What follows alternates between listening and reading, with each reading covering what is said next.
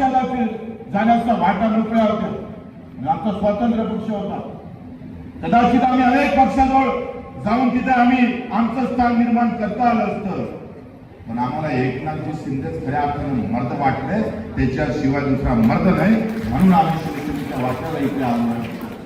रात्री 2 वाजता उभा असताना एकनाथजी शिंदे सीएम असताना सुद्धा 2:30 वाजता सामान्य शेतकऱ्याला भेटलं। हेच तर खऱ्या अर्थानं एकनाथजी शिंदे साहेबांची ओळख आहे, आणि ती ओळख महाराष्ट्राच्या कानाकोपऱ्यात आम्हाला मिळाली।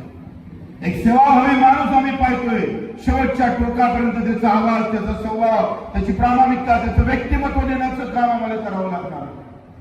मित्रांनो, आम्ही सत्तेत आहे म्हणून सुस्त नका राहू, मस्त बसू नका। सत्तेत आहे म्हणून काही करताच येत नाही असं जर वाटत असेल, जर मंत्री जरी आपला असला आणि चुकत असेल तर ठोकल्याशिवाय राहू नका। या भूमिका भविष्याला मला घ्यावं लागेल।